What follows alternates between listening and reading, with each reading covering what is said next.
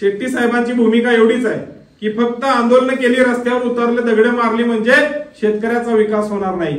शेतकऱ्याचं खऱ्या अर्थानं टोकल्याची लढाई यशस्वी करायची असेल, त्याच्या लेकरा बाळांना खऱ्या अर्थानं चांगलं शिक्षण मिळवायचं असेल, त्याच्या गोरगरीब गावामधल्या म्हाताऱ्या कोताऱ्या आई वडिलांना आरोग्याच्या चांगल्या सेवा मिळायच्या असतील तर त्या शेतकऱ्याच्या डोक्यामध्ये जी काही राजकीय जळमट आहे ती जळमट पहिल्यांदा आपल्याला बाहेर काढली पाहिजे।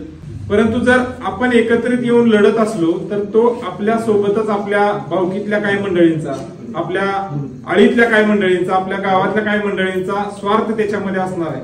मग या मंडळींचे, या संत महात्म्यांच्या प्रतिमा फक्त आपण मंदिरामध्ये पूजणार आहोत का? मग त्यांच्या विचारातून घेतलेला जो काही वारसा आहे तो थोडासा आपल्या आयुष्यामध्ये आपण जर आणला आणि त्या वाटेने आपण पुढे चाललो तर स्वामी विवेकानंद ज्या पद्धतीने म्हणतात की एखादा चांगला विचार घ्या आणि तो आपल्या आयुष्यामध्ये आत्मसात करा। एखाद्या ग्रंथालय मुखोद्गत करणाऱ्या एखाद्या मोठ्या पंडितापेक्षा तुमचं आयुष्य हे प्रभावी आणि प्रगल्भ असणार आहे। आणि मग आपण यांना फक्त हुजरेगिरी मुजरेगिरीत करत किती दिवस असंच चालणार? आणि म्हणून एक बंडखोर नेता त्या कोल्हापूरच्या भूमीमध्ये उभा राहतो आणि 22 दिवसाची पदयात्रा काढतो।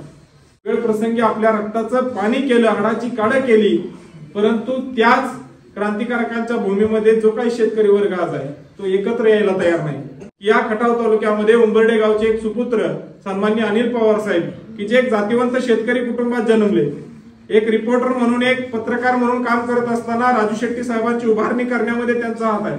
पण त्यांना वाटलं की बाबा पत्रकारिता करून मी समाजातल्या फक्त विचारांना उजळणी देण्यापेक्षा माझ्या तालुक्यामध्ये जाऊन माझ्या सर्वसामान्य बळीराजाला न्याय दिला पाहिजे। त्यांच्या खांद्याला खांदा लावून गोपुसगावचे सुपुत्र दत्तूकाका गारगे यांच्यासारखे मावळे गेली अनेक वर्षे या तालुक्यामध्ये लढत असताना, मगाशी शरद शेट्टी सांगितलं की आल्याच्या आंदोलनामध्ये संघटनेनं आंदोलन पुकारलं, मी त्या गोष्टीचा साक्षीदार आहे। मागच्या वर्षी महेश रॉय नावाचा उत्तर प्रदेश मधला आल्याचा व्यापारी अरे मगरुदेवीची भाषा आमच्यासारख्या संघटनेच्या सर्वसामान्य कार्यकर्त्यांना करत होता। 16 चाकी ट्रक त्याचा तिकडे त्या नेर तलावाची इथं धुनी चाललेली त्या ठिकाणी जाऊन धरला। सगळी त्या आल्याची पोती बघितली तर मिक्स भरलं होतं, पण पुढची ज्यावेळेस आम्ही आल्याची पोती चेक केली त्यावेळेस त्याच्यामध्ये नवं आलं वेगळं, जुनं आलं वेगळं, अशा पद्धतीची शेतकऱ्याची पिळवणूक होती।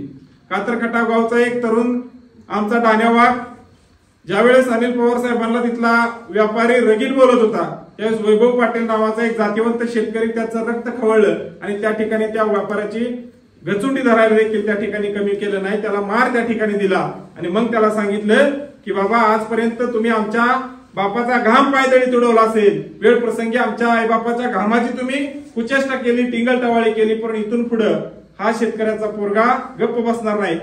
मित्रांनो, जरी त्या काळामध्ये आम्हाला थोडीशी हिंसा करावी लागली असेल तरी पण ते शेतकऱ्याच्या न्यायासाठी होती, शेतकऱ्याच्या हक्कासाठी होती। अनेक भागातील शेतकऱ्यांचे फोन यायला लागले की संघटना लढते, तुम्ही लढत राहा, आम्ही तुमच्या पाठीशी आहे।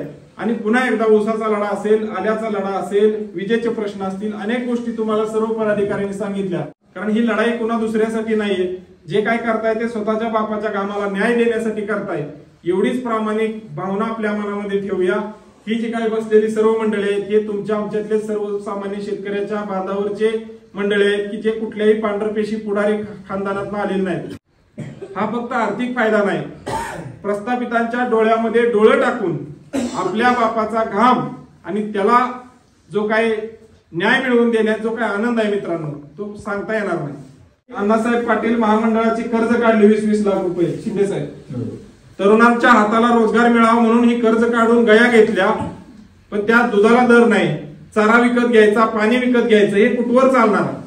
आणि म्हणून आज स्वाभिमानी शेतकरी संघटना मूळ मांजरवाडीपासून तरसवाडीपर्यंत जे काही पाण्याचं जे काय आहे, अगदी मायनी भागातला तारळीचा प्रश्न असू द्या, आमच्या भागात अंश 19 गावचा जो काय कनेर जलाशयातला प्रश्न आहे तो देखील स्वाभिमानी शेतकरी संघटना नेटान लढते।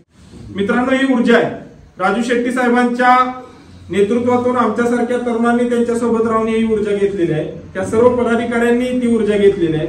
आमची भावना फक्त प्रामाणिक एकच आहे, कातर खटाव सर्व शाखेची भूमिका तीच आहे की आम्ही आमच्या परिसरातील सर्व शाखा किंवा सर्व गावांच्या शेतकऱ्यांना न्याय देण्यासाठी आम्ही स्वतःला त्या जमिनीमध्ये गाडून घेण्यासाठी तयार, कारण हे ज्योत से ज्योत जलाते चलो अशी पद्धतीने चालणारी ही व्यवस्था आहे।